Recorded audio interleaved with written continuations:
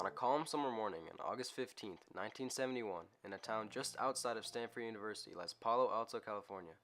12 innocent college-age males were hunted down by police and arrested.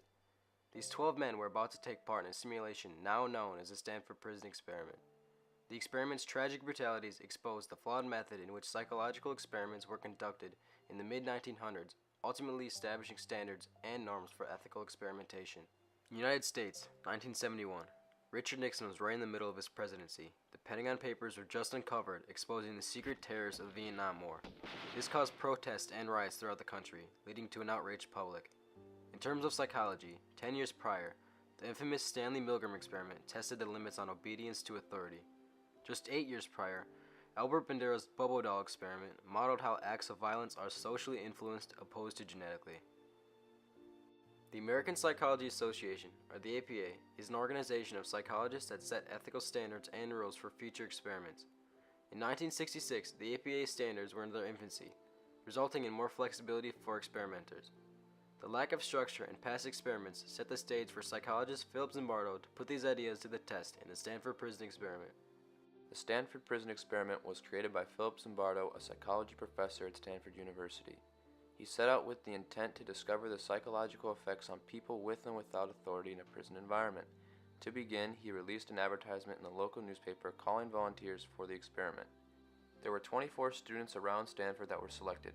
The group was randomly split into two, 12 guards and 12 prisoners.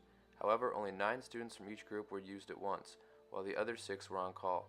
In the clip shown, Zimbardo gives a tour of the makeshift prison in the 1992 documentary Quiet Rage. The experiment took place in the basement of Stanford's psychology building. Classrooms were reinforced by steel doors to be made into temporary prison cells, and the hallway resembled the yard, where prisoners could escape the tight confinements of their cell.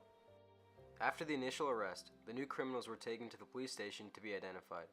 Once identified, they were blindfolded and put into a holding room, awaiting an escort to the mock Stanford County Jail. The blindfold caused the prisoners to remain unfamiliar with the prison. The prisoners were given matching uniforms, a dress-like smock, and stripped from their individuality. On both sides of the smock were the prisoner's ID number to make them feel anonymous. The only footwear available to the men were rubber sandals. Each prisoner was required to wear a heavy metal chain around his right foot, locked on at all times. The men were further dehumanized by being forced to cover their hair with a women's stocking. All the guards had identical uniforms. They wore khakis, a whistle, and dark sunglasses to help mask their emotions. They carried a baton to help them feel empowered over the prisoners. The tragedy of the experiment starts as the prisoners settle into their cells. Each prisoner is humiliated by being stripped naked, searched, and sprayed down to prevent the spread of germs. This was just the start of the numerous ways the guards exercised their power over the prisoners. A ritual guards established to show their authority were through something they called counts. Zimbardo emphasizes the importance of these counts in the following clip from the previously mentioned documentary Quiet Rage.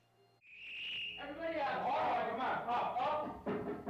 Well, gentlemen, here it is, time for counts.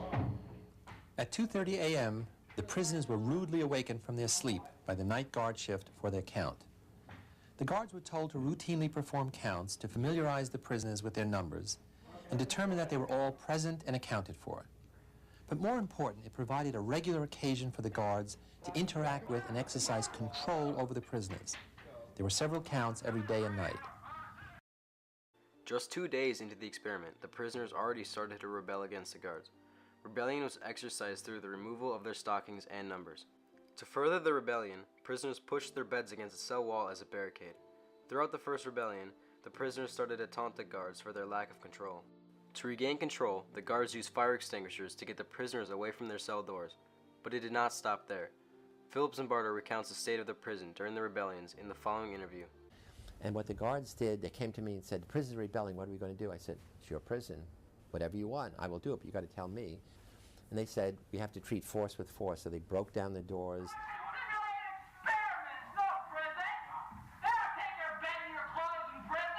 Stripped the prisoners naked, dragged them out. Some of them, they tied up their feet. They put them in solitary confinement, which was a tiny little hole in a closet, about this big, dark. And they said, at this point, everything but breathing air is a privilege. Food is a privilege, clothes are a privilege, having a bed is a privilege. Only 3 days into the experiment, a prisoner, referred to simply as 8612, started to mentally break down. He was accounted as having uncontrollable emotions, primarily rage. At first, guards in the prison thought 8612 was just trying to get out of the prison by faking these ailments. However, his condition worsened, forcing the guards to release the prisoner. The sudden release only foreshadowed the sudden end to the experiment as a whole. The following audio is the meltdown 8612 had, which forced him to be released. Jesus Christ, I'm burning up inside, don't you know? I can't say that. I f***ed up. I don't know how to explain it. I'm all f***ed up inside. Out!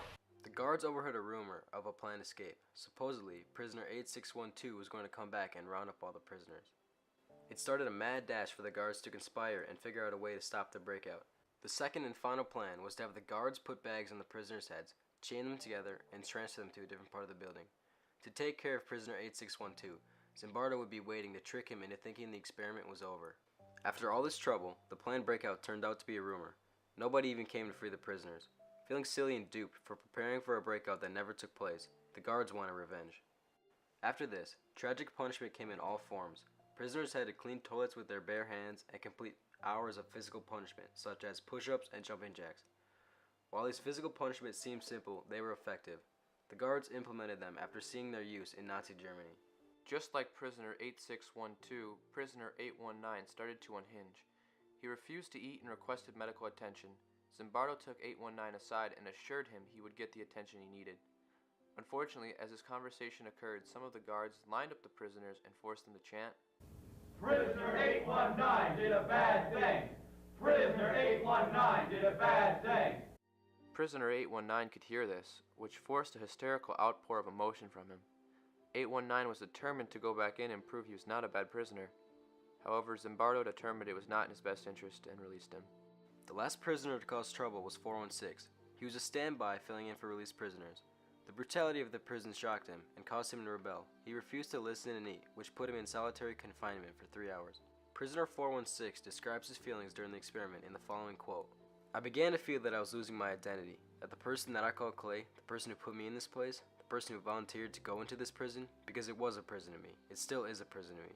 I don't regard it as an experiment or a simulation because it was a prison run by a psychologist instead of run by the state.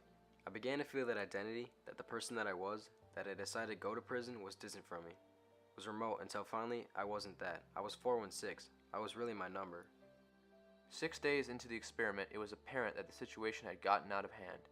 All of the participants had totally consumed their roles, creating physical and psychological damage. When the guards thought no one was watching, they progressively increased their punishments and cruelty. Zimbardo explains how such evil could manifest itself in the following interview. A major motivation for evil is boredom. Because when you are bored, the antidote to boredom is novelty. So you have to do something new. And the only thing you have, your only playthings, are the prisoners. Christina Maslash, a Stanford PhD and Zimbardo's future wife, was brought in to interview the participants. She saw the inhumane punishments the guards carried out.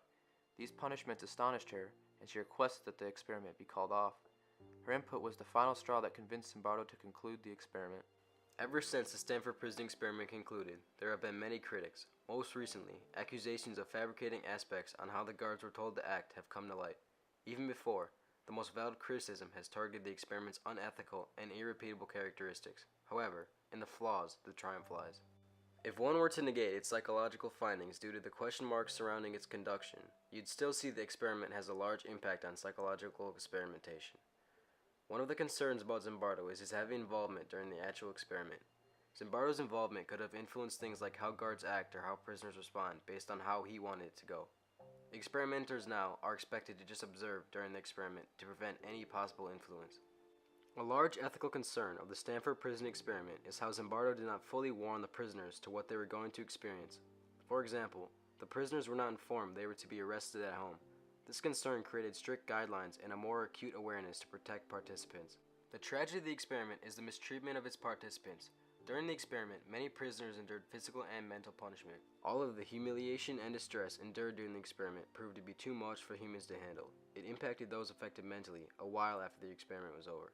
The tragedy was not foreseen in the beginning of the experiment. Because the experiment provided this outcome, it too brought an emphasis on how those participating in the experiment should be safe from psychological harm. The Stanford prison experiment showed many possible ways an experiment could be affected, and because of that, psychological studies are conducted for the better. Although put simply, Zimbardo states, no behavioral research that puts people in that kind of setting can ever be done again.